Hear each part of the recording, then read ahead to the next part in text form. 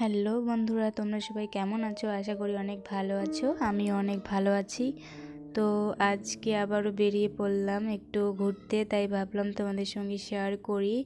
আর দেখতে পাচ্ছ সামনে আমার ভাগনা যাচ্ছে, মানে ইয়াশবাবু আগে আগে চলে যাচ্ছে, আর আমি আর মানহা আস্তে আস্তে পেছনে যাচ্ছি। তো ইয়াশ খাচ্ছিল আর মানহাকে কি যেন দিতে আসছে, আবার কেক খাচ্ছিল মনে হয়। তো ওই যে সামনে একটা গরু বাঁধা আছে আর আমরা যাচ্ছি। আর এই যে দেখতে পাচ্ছ গরুটা গুঁতো দিতে আসছে, তাই সে দৌড়ে চলে গেল। আর এই যে সামনেই ওই গরুর বাচ্চা, মানে ছোট্ট একটা বাছুরটা এখানে বাঁধা আছে, আবার দিতে আসছে বাবা, মানে ওর বুনুকে।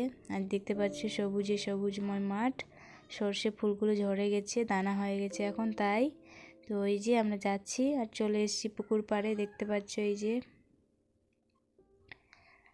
যে এভাবে দেখতে ভালোই লাগে বাইরে আসলে একটু। আর আসলে কি বলতো, মনটা 2 দিন ধরে এতটা খারাপ, কি বলবো, মানে বাড়ির পরিস্থিতি এমনটা যে প্রকাশ করে বলতে পারবো না যে কি অবস্থাতে আমি আছি, যেটা বলে বোঝানো যাবে না। খুবই মনের অবস্থা খুব খারাপ। তো ব্যাস এটুকুই বলবো যে তোমরা আমার হেল্প করো, আমার পাশে থেকো, আমাকে সাপোর্ট করো। তোমাদের সাপোর্ট আমার অত্যন্ত দরকার। আর আমার মানহা সোনার এবং আমার পাশে থেকো সবসময়। আমার চ্যানেলটি অতি অবশ্যই সাবস্ক্রাইব করবো, বেশ এটুকুই বলবো, অনেক উপকার হবে। আর এই যে কথা বলতে বলতে চলে আসলাম, বাবু আবার পোজ দিচ্ছে, তো এই যে চলে আসলাম। আর মা মনে হয় চলে এসছে এই যে জমিতে, কিসের জন্য এসছে তা জানি না, তবে তাই যাচ্ছি আমরাও আর কি। এই যে দেখতে পাচ্ছ পেঁয়াজগুলো অনেকটা সবুজ সবুজ হয়ে গেছে, আর কালো রং দেখা যাচ্ছে, যার কারণে ওগুলোতে ছাই দেওয়া হয়েছে ওই জন্য।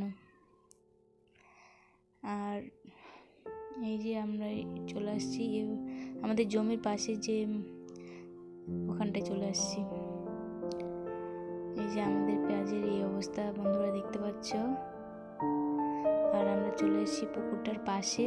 এই যে পুকুরটার পাশে ওই যে ওরা পিকনিক করে, যে যারা জাল করতে আসে তারা রান্না করে খায়, তাই ওটা মাটির উনুন। এই যে এখানে আগুন জ্বালিয়েছে, হয়তো ঠান্ডা লেগেছিল তাই। সামনে একটা নৌকা বাঁধা, পুকুরের জলগুলো কত সুন্দর লাগছে। আর এটা হচ্ছে মাছের খাবার, এটা মনে হয় খোল হবে, এটা ভিজিয়ে রেখেছে মাছদের জন্য। আর এই যে পুকুরটা, এখানে একটা মাচা তৈরি করানো আছে। এই যে বাবু এদিকে ওদিকে ঘুরছে। তো তোমরা অবশ্যই আমার চ্যানেলটি সাবস্ক্রাইব করো, পাশে থেকো, ব্যাস এটুকুই বলবো। আর আমার মানহা এবং আমার সঙ্গে সবসময় থেকো। ধন্যবাদ সবাইকে।